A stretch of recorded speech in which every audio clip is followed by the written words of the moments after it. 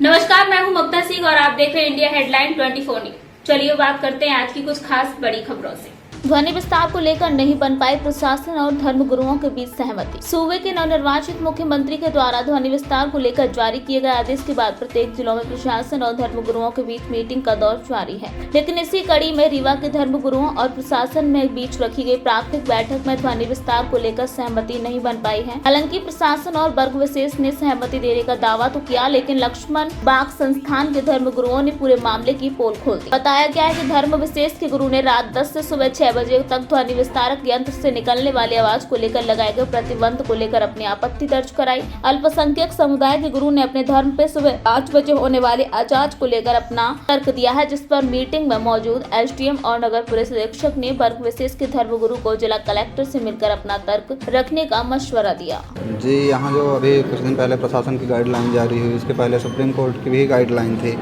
कि रात्रि 10 बजे से सुबह 6 बजे तक किसी प्रकार का कोई भी लाउड स्पीकर नहीं बजेगा। उसके अलावा दिन में एक मापदंड निर्धारित की गई है कि एक धार्मिक स्थल में 2 लाउड स्पीकर लग सकते हैं और वो भी सीमित आवाज़ में बजाए जा सकते हैं। अलग से कोई भी धार्मिक आयोजन करना है, जैसे भागवत कथा, राम कथा इत्यादि जो, तो उसके लिए प्रशासन से अलग से अनुमति लेनी पड़ेगी और प्रशासन जब अनुमति प्रदान करेगा तभी धार्मिक कार्य कर सकते हैं लाउड स्पीकर लगा के। यह समझाइश आज आप लोगों को बुलाया गया था, क्या इसमें सभी समुदायों की सहमति बन पाई है प्रशासन से? अभी कुछ अन्य समुदाय वाले जो हैं, जो 5 बजे सुबह के 5 बजे अजान इत्यादि करते हैं, दिन में 5 बार वो मांग कर रहे थे प्रशासन से, जो कि रात्रि 10 से सुबह 6 बजे तक बिल्कुल प्रतिबंधित है। उसके लिए एसडीएम सर और वो सीएसपी मैडम कलेक्टर मैडम के पास भेजी हैं उन लोगों को कि आप उनसे अनुमति ले सकते हैं। यदि वो दे दें तो वैसे गाइडलाइन सुप्रीम कोर्ट की है कि रात्रि 10 से सुबह 6 बजे तक बिल्कुल भी अनुमति नहीं रहेगी। क्या नाम है? आचार्य कृष्णकांत द्विवेदी, लक्ष्मण बाग रीवा।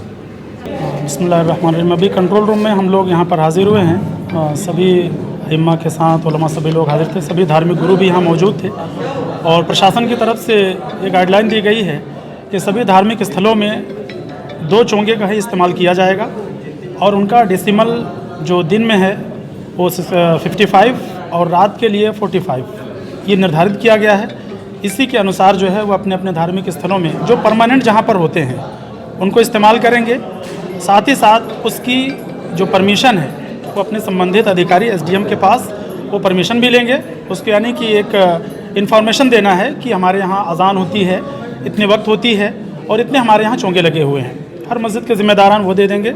और एक मैं ख़ास बात कहूँगा, जो अफवाह एक तरह की है कि मस्जिदों से जो हटाने के लिए कहा गया, किसी भी धार्मिक स्थलों से जो है कोई भी लाउड स्पीकर हटाने के लिए कहीं कोई आदेश नहीं है। माननीय सुप्रीम कोर्ट की जो गाइडलाइन है और जो हमारे मध्य प्रदेश शासन की जो गाइडलाइन है उसके अकॉर्डिंग इस्तेमाल कर सकते हैं, लेकिन उसकी ध्वनि का जो है वो इस्तेमाल इतना करें जो डेसिमल का फाइनल किया गया है। इसमें क्या आप सभी लोगों की सहमति बन गई? सभी की सहमति है, इसमें तो अच्छी बात है, कोई दिक्कत नहीं है, क्योंकि हर तरीके का जो पोल्यूशन होता है, जो वॉइस जो ज़्यादा होती है तो सभी को परेशानी होती है। जो रहने वाले होते हैं या जो शादी के मौके पर ख़ास तौर पर डीजे वगैरह बजते हैं या किसी और फंक्शन के मौके पर जो डीजे का बहुत ही हाई उसमें स्पीड में इस्तेमाल होता है, तो सभी लोग उसको मानते हैं और उसको एक्सेप्ट करते हैं और हम सब लोग इसका पालन करेंगे। की मीटिंग ली गई थी जिसमें सभी धर्मों के प्रतिनिधि थे और इनके द्वारा स्वयं ही सहमति दी गई है कि जो भी निर्धारित मापदंड से ऊपर के इनके यहाँ लाउड स्पीकर लगाए गए हैं वो स्वयं ही ये लोग निकाल देंगे और शासन प्रशासन का सहयोग करेंगे। साथ ही इनको डेमोन्स्ट्रेशन भी दे दिया गया है, तो इसमें डेमोन्स्ट्रेशन के माध्यम से इनको समझ ही भी आ गया है कि कितने डेसिबल पर कितना साउंड बजता है, तो इन लोगों द्वारा सहयोग किया गया है। साथ ही सभी को समझाइश भी दी गई कि रात्रि में 10 बजे से लेके 6 बजे तक बिल्कुल साइलेंट जोन रहेगा और जिसमें किसी भी प्रकार का डीजे साउंड या कोई भी आवाज़ नहीं बजाई जाएगी। तो इसके लिए भी सभी ने सहमति दी है और जो भी इसके बाद बजाया जाएगा डीजे या साउंड, उसके लिए परमानेंट उनको अनुमति लेनी पड़ेगी।